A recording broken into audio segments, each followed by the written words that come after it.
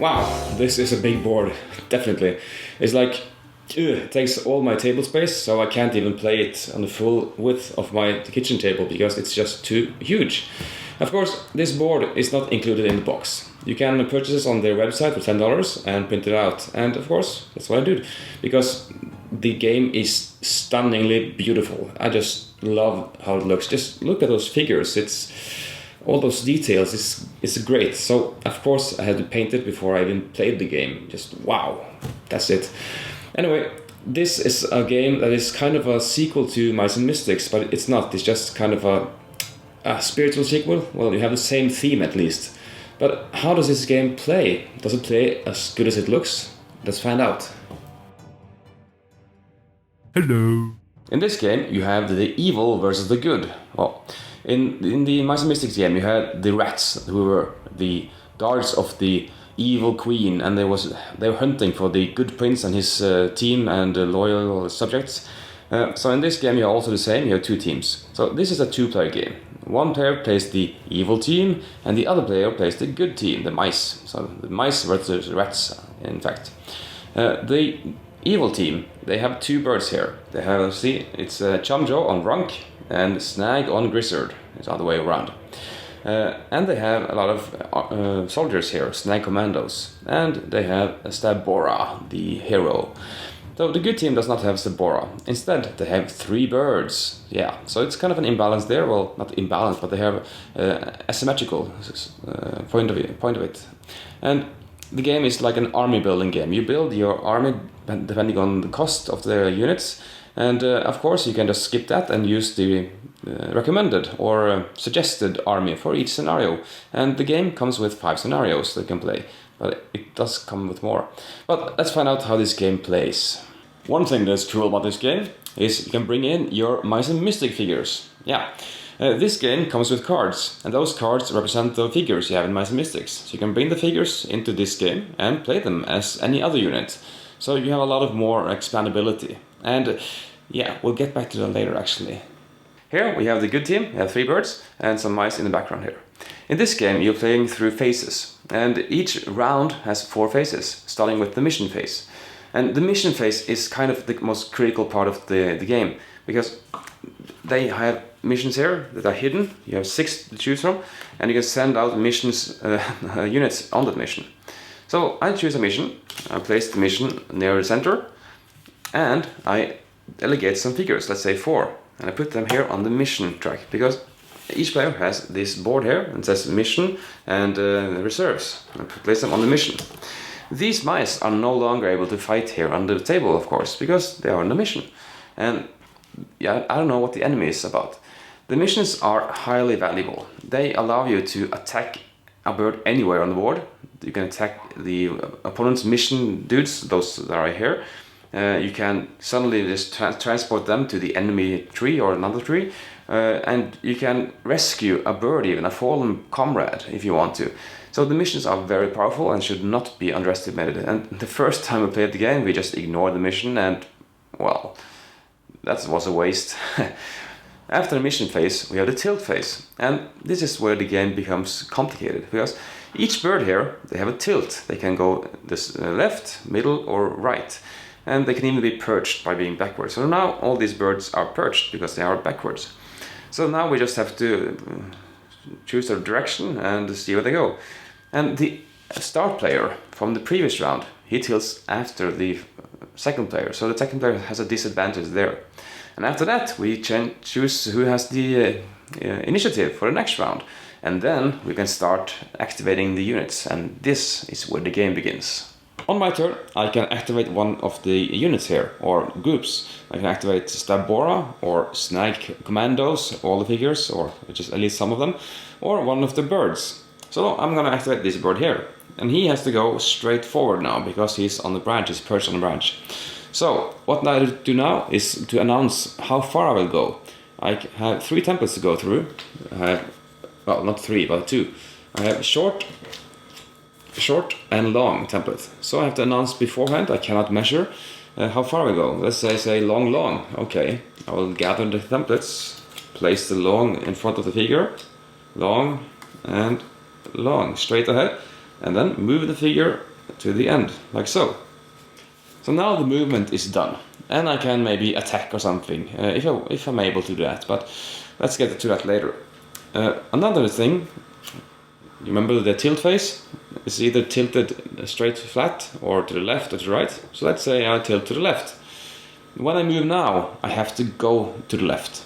And okay, I'm gonna announce 3 steps now because you can move 3. I'm gonna say long, short, long, just to make it short. So long, short, long. Let's see. Gather templates. Long and short and long. So notice now I have to turn to the left, following these lines here, and follow in there. So you might have noticed that the templates here are kind of different. The short one has a more steeper angle than the long one, so you have to do a more sharper turn. So you can make a U-turn if you have enough of these to go up to by, or you might crash into something. It's kind of hard to measure with just your eye and how these line up, but you know, with practice you get more attuned to it. So you might do something bad or something clever, or yeah, that's kind of it's kind of up to you actually. But this is kind of interesting. A comparison is X-Wing, the miniatures game. You have templates to follow depending on your speed and your right to left. But there you only have 3 speeds, and it's right to left or middle. Here you have a lot. Short, long, short, long, long, long, long, long, long, short. You can have 4 depending on the speed. So yeah, they actually have hundreds of templates if they didn't do this. So it works. It does its use. Okay, I just moved here, and now I'm able to attack. So let's see how far I am. This is not very far, but to figure out how far I am, I use this stick here. And you see it's divided in 2. You have this leaf here that's wrapped around the twig, and the twig area. So in order to see the range, I just put it like this, and if by the bases, and if the leaf touches the base of the target, I'm in close range. In close range means I can use swords to attack with instead of bows, because ranged is much harder to hit with than melee. But okay, I have 2 dice in melee, and I got 2 swords. So now he can roll defense depending on his shield value. And if he rolls shield, she cancels 1 hit. And that's combat. Otherwise, I have to roll bow and arrow to hit in range if I was this far away. So then I will only get 1 die, actually, because he has a very low hit rating on ranged. And that is combat in a nutshell. Well, this game has a lot of rules, a lot of them. And of course, I'm not going to go into them because it's going to take a whole while. But Rodney Smith on YouTube, he has gone in and made a whole video of this and all the rules explanations. And it lasts a long time, but if you really want to learn this game by video, then check out Rodney Smith's How to Play. And now let's just continue with this review. If I ever move my bird into the enemy bird, they will enter what is called a death spiral.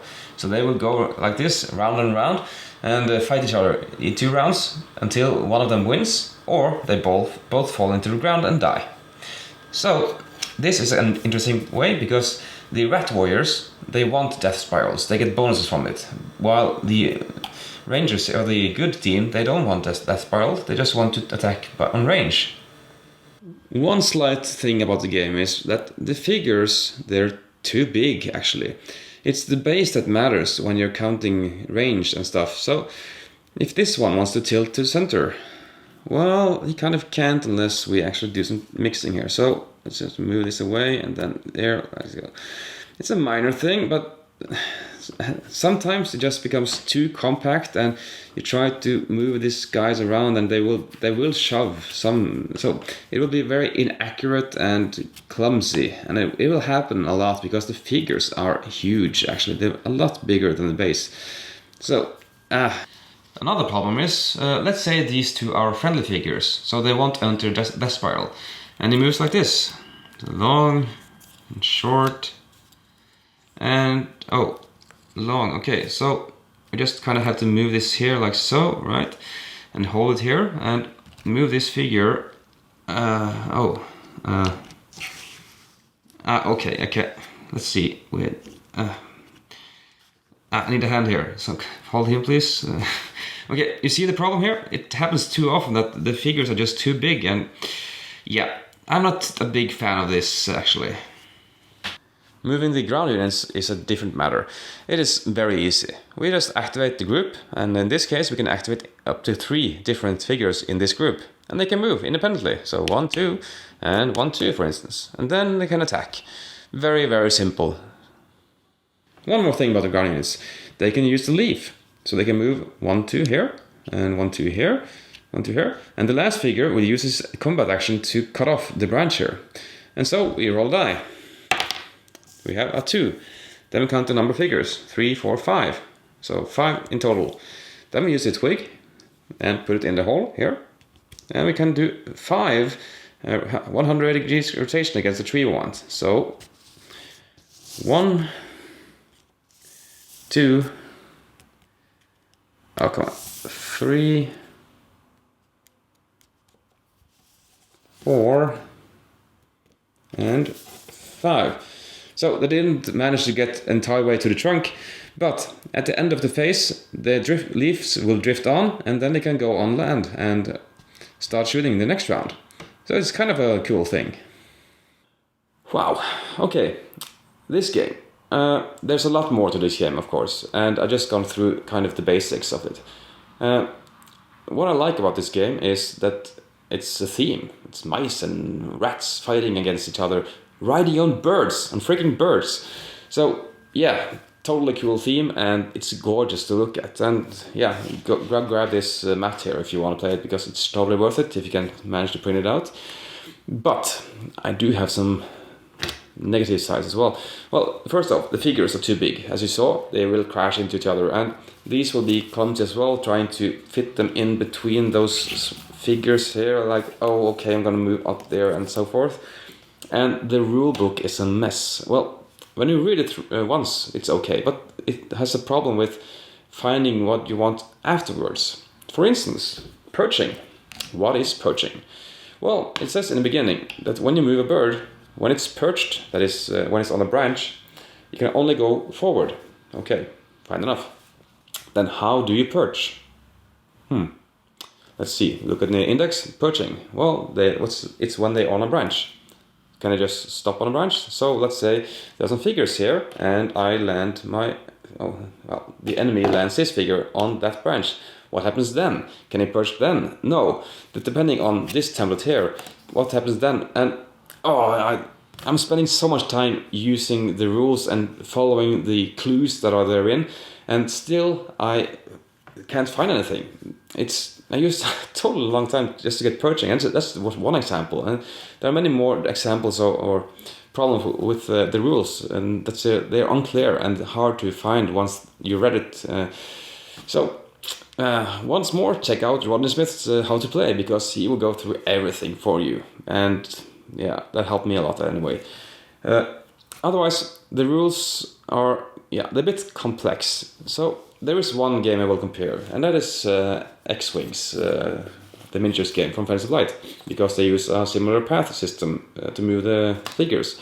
And in X-Wing, it's a very simple game. It's easy to learn, and it's easy to get into, and it's easy to play. There's no more complex rules other than adding more complex ships. And in X-Wing, when it was launched, you could immediately buy some expansions, some extra TIE fighters and extra X-Wings, and build up your army. In this game, you can't. You're limited to the figures that are in the base game, and you can add the Mice and Mystics components. And if you do that, then you have more variety. And the game always only comes with a few scenarios in the box. And they're fine enough. But once they're done, I don't really feel like playing them again, because I tried it now. And that is one thing. The game comes with a lot of cards. You can build your own scenarios, and you can build your armies.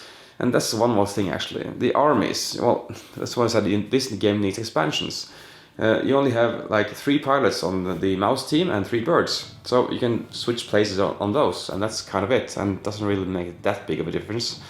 What this game is more stuff, and adding Mice and Mystics will help on that, and the scenario builder will make it a bit more varied, but still it's the same units doing the same things. Well, not the same things, but the same maneuvers and actions all over and over again. So yeah, this game really needs more. Come on, more thing. Especially when it's so complex to learn. It took me half an hour to learn X-Wing, and this one took me 3 hours to learn almost. It's crazy. So I'm really struggling here to recommend this game or not. If you like this, if you love the theme and want to have more of the theme, yeah, go for it. Especially if you have Mice and Mystics, then you have a lot more to get into.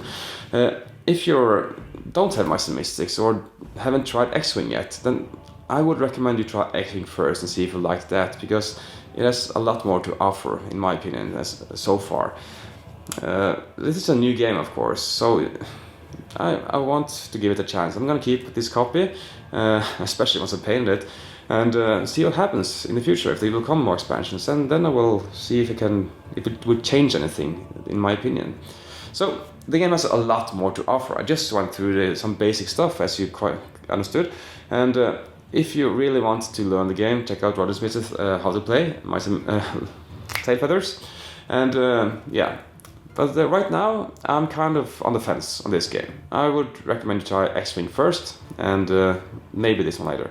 If you get this one, try to get this mat. It's awesome.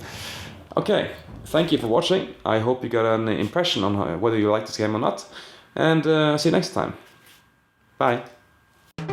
Thanks so much for watching the Dice Tower videos. Find more great videos and reviews, as well as our top-rated audio podcast at Dicetower.com. You can also find other great shows at Dicetowernetwork.com. I'm Eric Summerer, and you've been watching The Dice Tower. The Dice Tower is sponsored by Cool Stuff Inc., where you can find great games for great prices. Cool stuff in stock. Check them out at CoolStuffInc.com.